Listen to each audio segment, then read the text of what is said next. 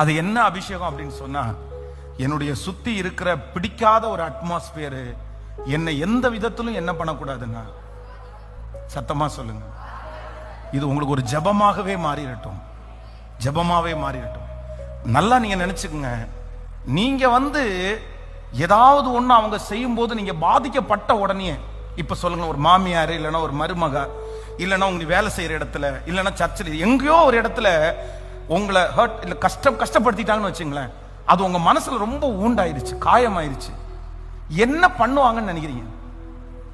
ஐயோ, நம்ம பேசுனது இந்த பிள்ளைக்கு காயமாயிருச்சு, நம்ம பேசுனது இந்த சிஸ்டருக்கு காயமாயிருச்சு, இந்த பிரதர் அதனால ரொம்ப வருத்தப்படுத்துறாரு, சாரிங்க, இப்படி நான் பண்ணியிருக்கவே கூடாதுங்க, நான் தெரியாம பண்ணிட்டேங்க, இவ்வளவு நீங்க கஷ்டப்படுவீங்க எனக்கு தெரியல, அப்படியே சொல்ல போறாங்க. ஏதோ ஒரு 10% பேர் அப்படி நினைப்பாங்க. மற்றவங்க என்ன நினைப்பாங்க தெரியுமா? குற்றமுள்ள நெஞ்சு குறுகுறுக்கும். அதுக்கு என்ன அர்த்தம் அப்படின்னு சொன்னா, உனக்கெல்லாம் இது தேவைதான், நான் வேணும்னு தான் சொன்னேன், நீ எதுக்கு பாதிப்படைகிற? அப்ப நீ தப்பு பண்ணலன்னா எப்படி பாதிப்பு எனக்கு வருது? உனக்கு அது பாதிப்பு வருதுன்னா அப்ப அப்போ அதற்கு பிறகு உங்களுடைய நீங்க பண்ற அந்த ஃபீலிங், அதுக்கு கூட என்ன இல்லை இந்த உலகத்துல சொல்லுங்க, அதுக்கு கூட வேல்யூவே இல்லைன்னு சொல்லும் போது நான் ஏன் அதுக்கு ஒரு வேல்யூ கொடுக்கணும் சொல்லுங்க? நீங்க காயப்படும் போது, நீங்க வருத்தப்படும் போது அந்த உணர்வாவது உங்களை ப்ளீஸ் பண்ணி சரி அப்படின்னு சொல்ற அளவுக்கு கூட உங்க மேல இல்லைன்னும் போது, அவங்க சொல்ற காரியத்திற்காக நான் ஏன் கவலைப்படணும்? அது யாரா வேணா இருக்கலாம், கணவனா இருக்கலாம், மனைவியா இருக்கலாம். ஒரு நல்ல கணவன், புரிஞ்சுக்கிற கணவன் அப்படின்னா, சரி நம்ம மனைவியை காயப்படுத்திட்டோம், நம்ம இப்படி காயப்படுத்திடக்கூடாது, அவ இதனால ரொம்ப பாதிக்கப்படுறா, சாரிப்பா, நீ இவ்வளவு தூரம் காயப்படுவேன்னு நான் நினைக்கவே இல்லை, நீ ஒன்னும் அதை பெருசா எடுத்துக்காத, திடீர்னு அப்படி வாயில வந்துருச்சு, நான் சொல்லிட்டேன் அப்படின்ற ஒரு கணவனார்கிட்ட கூட நம்ம என்ன பண்ணலாம்னா, ஐயோ நான் தப்பு பண்றேன், அது மனசுக்குள்ள வச்சிருக்கலாம். ஆனா அந்த மாதிரியே இல்லை. உனக்கு நான் பேசினது கொஞ்சம்னு வச்சுக்கோ, உனக்கு இன்னும் பேசியிருக்கணும், நிறைய பேசியிருப்பேன், சரி அடக்கிக்கிட்டேன் அப்படின்னு சொல்ற அந்த கணவன்கிட்ட, அந்த மனைவியின் இடத்துல என்ன நம்ம பெருசா எதிர்பார்க்க போறோம்? அவங்கள மன்னிக்கிறோம், அவங்கள நேசிக்கிறோம், அதெல்லாம் ஓகே.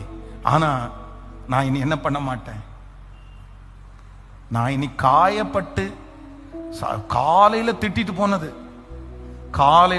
போனது சாயந்தரம் வரும்போது வரைக்கும் இந்த திட்டிட்டு போனதை மனசுலயே வச்சிருந்து ஒரு நாள் முழுக்க நீங்க வேதனையோட இருந்தா யாருக்கு சிஸ்டர் பாதிப்பு, யாருக்கு பிரதர் பாதிப்பு? உங்களுக்கு தானே. சொல்லுங்க பார்க்கலாம். அவனோ காது கேளாதவனை நல்லா சொல்லுங்க, சத்தமா சொல்லுங்க, அவனோ. ஆமென். கைகளை அசைத்தூர் ஹல்லேலூயா சொல்லுங்க. இதுக்கு நான் எப்பவுமே கடைசி பெஞ்ச் ஸ்டூடெண்டா இருக்க தான் விரும்புறேன். இந்த விஷயத்துல மட்டும் நான் எப்பொழுதுமே கடைசி பெஞ்ச் ஸ்டூடெண்டா தான் இருக்க விரும்புறேன். கடைசி பெஞ்ச் ஸ்டூடெண்ட முன்னாடி இருக்கிற டீச்சர் என்னென்ன திட்டுவாங்கன்னு நினைக்கிறீங்க?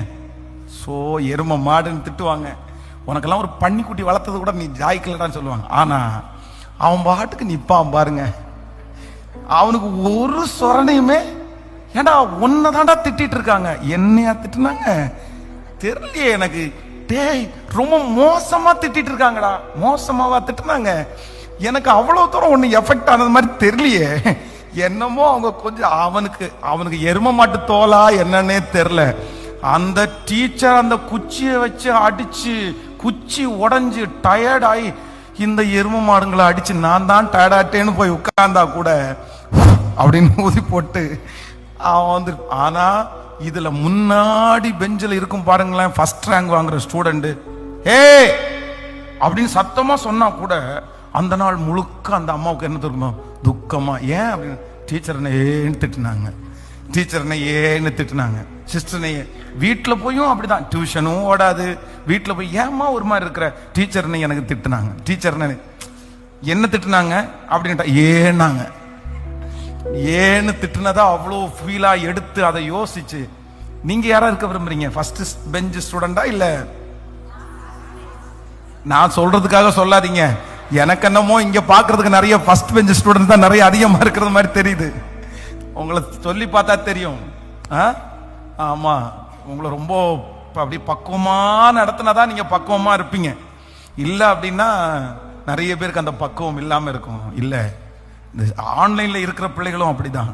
ஸோ ஆண்டவரிடத்துல எல்லாரும் ஒரு 2 minutes நம்ம ஜெபிச்சுட்டு தான் போறோம். இது மேலான அபிஷேகம், இது கண்டிப்பா உங்களுக்கு வேணும்.